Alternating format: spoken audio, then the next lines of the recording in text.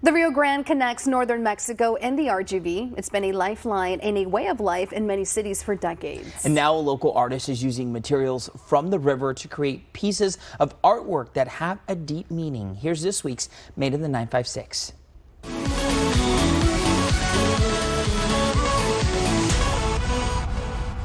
The Rio Grande Valley is a special place, one full of rich history and its people. Luis Corpus is using a canvas to bring the valley experience to life. He's using his art to show our way of life. I felt presenting the artwork in a manner that that could bring people in through the aesthetic. I just want people to look at the works and just think, that's a nice drawing, at least their initial thought. Corpus is using materials from the Rio Grande. He wants to encapsulate who we are as a community on the canvas, especially the duality of the river and the two cultures it combines. He created the Rio Grande as art series back in 2017. The idea was using the river, and I had to go down there and physically touch the water. I had to collect water, had to collect branches. Corpus wraps those branches in foil and heats them up. They release water and create charcoal for his paintings. With those materials, he created art featuring DACA recipients. For myself, in trying to, communicate this understanding to others on how brilliant our communities are.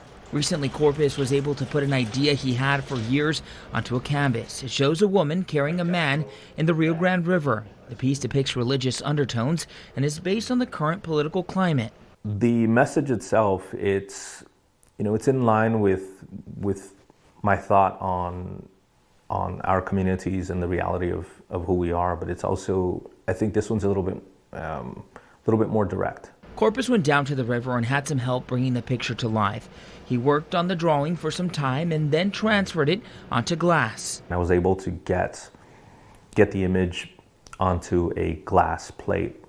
It's a carbonic drawing, so it's a photographic process that's been around since the mid-19th century. He wants this symbolic image to be more than just a drawing. I wanted light to be able to permeate the image, or be able to traverse the image, go through the river itself, so that when we see the image, we're seeing light through the Rio Grande. Corpus hopes his images and the materials used tell the story of the border, those who live here, and who we are as a people. The Rio Grande as art series by Luis Corpus is made in the 956.